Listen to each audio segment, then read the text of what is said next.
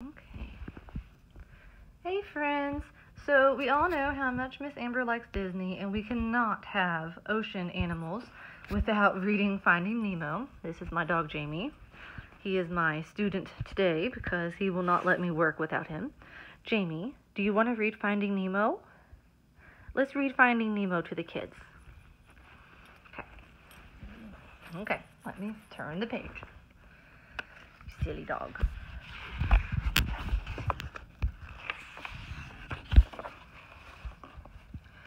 Now, most of you who are reading this book probably live above the sea, but others live under the water.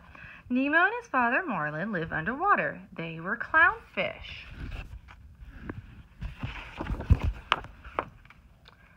Because they were clownfish, they were small, but other fish were big. Marlin was scared of the big fish, so he always kept Nemo close to him, tucked safely inside their little home, which is called a sea anemone. And if you listened to my Ocean Friends story, we talked about sea anemones.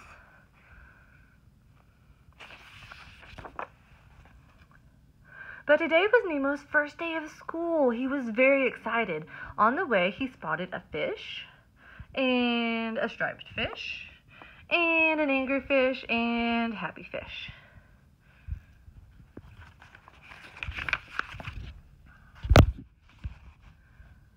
Mr. Ray, the science teacher, took Nemo's class on a field trip. Nemo and his friends sneaked away and swam into really deep water.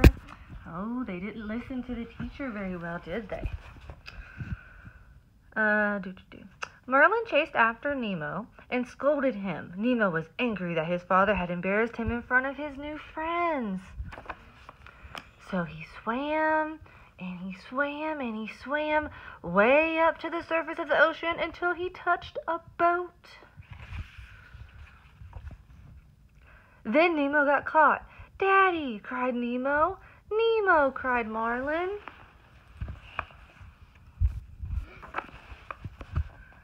Nemo was taken away in the boat. Marlin tried to save his son, but the boat sped away so fast and it disappeared. Nemo was gone, but Marlin wouldn't give up. The only thing on his mind was finding Nemo. Yep, we're going to find Nemo.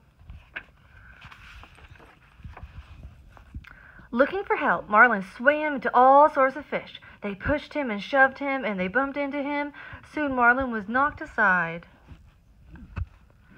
One friendly fish named Dory swam down to see if Marlin was okay.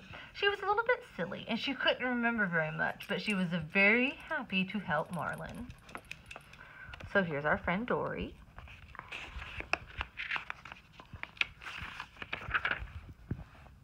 Together, Dory and Marlin met a shark. Marlin was scared, but Dory thought it was a very nice shark, and they invited him to their party. The party was for sharks who were trying not to eat fish. Luckily, they did not eat Marlin and Dory. And if you've ever watched this movie, which is one of Miss Amber's favorites, along with Finding Dory, you would remember that they are talking about how fish are friends and not food. Marlin kept searching for Nemo. He and Dory found a scuba mask that belonged to the diver who had taken Nemo. They swam down into a deep, dark place to get it. Then they saw a light. The light was attached to a mean anglerfish. This is the mean anglerfish. But it helped Dory read the address written in the mask. The two friends swam away before the anglerfish could eat them. Now Marlin knew where to find Nemo. They had to go to 42 Wallaby Way, Sydney. Dory was so excited that she repeated the address over and over and over. 42 Wallaby Way, Sydney. 42 Wallaby Way, Wallaby Way, Sydney. 42 Wallaby Way, Sydney. Next, Marlin and Dory met some moonfish. The moonfish made funny shapes.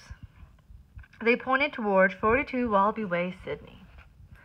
Some friendly turtles gave Marlin and Dory a ride. Marlin told the story of his search for Nemo, and the news spread across the ocean.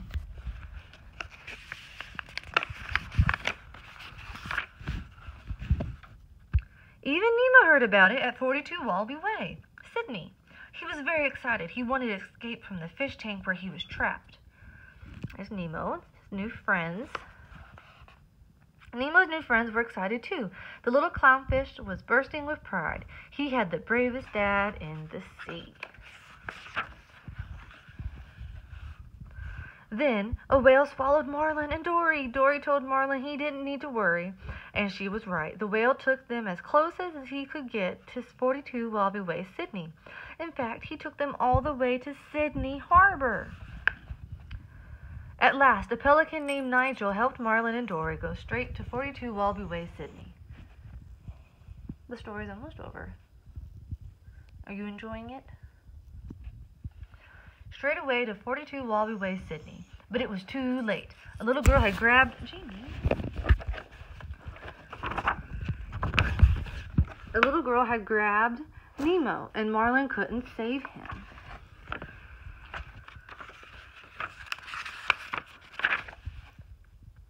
Marlin was sad. He thought he would never see his son again. But Nemo had escaped. Dory found him. Father and son were overjoyed. And when they finally returned home, both Nemo and Marlin were heroes. The end. And so this is part of the Little Golden Book series, which has been around for, ever since I was little. And so see, these are some of the other books. There's lots of different ones. This was an Amazon find. I think I paid $3.99 for this. If you guys would like to find more of these for your own home library, not too bad of a price for a brand new book.